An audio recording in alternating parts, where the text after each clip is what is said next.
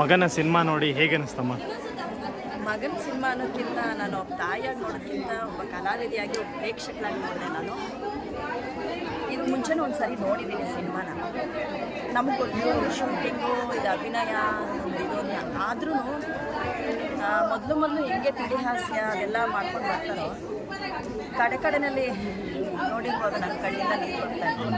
ಅಂದರೆ ಇಲ್ಲಿ ನಾಯಕನ ಪಾತ್ರ ಅಂತ ಪ್ರತಿಯೊಬ್ಬರು ಇಡೀ ಸಿನಿಮಾದಲ್ಲಿ ಯಾರ್ಯಾರು ಪಾತ್ರ ಆ ಥರ ಇರ್ತಾರೆ, ಆ ಥರ ಫ್ರೆಂಡ್ಸ್ಗಳು ಇರ್ತಾರೆ, ಹಾಕ್ಕೊಡೋ ಫ್ರೆಂಡ್ಸ್ ಇರ್ತಾರೆ, ಫ್ರೆಂಡ್ಸ್ಗೋಸ್ಕರ ಏನು ಬೇಕಾದರೂ ಮಾಡೋಂಥ ಫ್ರೆಂಡ್ಸು ಇರ್ತಾರೆ. ಕಡೆಗೆ ಆ ಫ್ರೆಂಡಿಂದ ನಮಗೆ ನೋವಾಯಿತು ಅಂದಾಗ ಆ ಫ್ರೆಂಡನ್ನು ತ್ಯಾಗ ಮಾಡೋ ಫ್ರೆಂಡ್ ಅಂದರೆ ದೂರ ಹೋಗೋ ಫ್ರೆಂಡ್ಸು ಇರ್ತಾರೆ.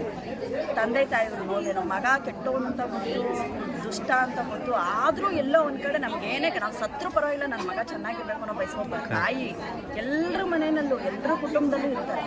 ನಮ್ಮ ಮನೆಯಲ್ಲೂ ಅಥವಾ ನಮ್ಮ ಸುತ್ತಮುತ್ತ ನಮ್ಮ ಬಂಧು ಬಳಗ ನಮ್ಮ ಸರೌಂಡಿಂಗಲ್ಲಿ ಯಾರೋ ಒಬ್ಬರು ಸಿಗ್ತಾರೆ. ತುಂಬ ಚೆನ್ನಾಗಿ ಮಾಡಿದ್ದಾರೆ. ಅಂದರೆ ಕಂಟೆಂಟ್ಗಿಂತ ಕನೆಕ್ಟ್ ಆಗುತ್ತೆ ಸಿನಿಮಾ.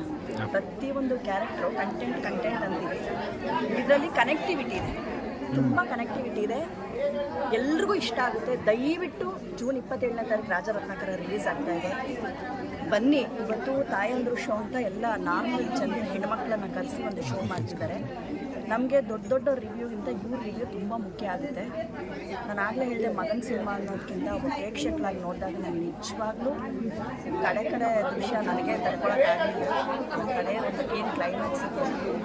ದಯವಿಟ್ಟು ಬನ್ನಿ ಸಿನಿಮಾ ನೋಡಿ, ನಿಮಗೆ ಅನಿಸುತ್ತೆ. ನಿಮ್ಮ ಮನೆಗಳಲ್ಲಿ ಇಂಥ ಹುಡುಗರಿದ್ದರೆ ಏನು ಮಾಡ್ಬೋದು, ನೀವು ಬದಲಾಗ್ತಾರೆ. ಎಂಥ ಮನುಷ್ಯ ನೋಡಿ, ಅಂಥ ವಾಲ್ಮೀಕಿನೇ ಒಬ್ಬ ದುಷ್ಟ ದರೋಡೆಕೋರ ಆದವನೇ ಒಬ್ಬ ವಾಲ್ಮೀಕಿಯಾಗಿ ರಾಮಾಯಣ ಅಂತ ಮಹಾಕಾವ್ಯನ ರಚನೆ ಮಾಡಿದ್ರು.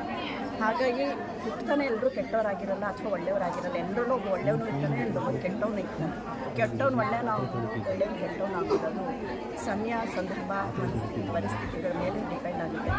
ಅದನ್ನು ತೋರಿಸ್ಕೊಟ್ಟಿದೆ ರಾಜರತ್ನಾಕರ. ದಯವಿಟ್ಟು ಜೂನ್ 27ನೇ ತಾರೀಕು ಚಿತ್ರಮಂದಿರಕ್ಕೆ ಬರ್ತಾ ಇದ್ದಾರೆ.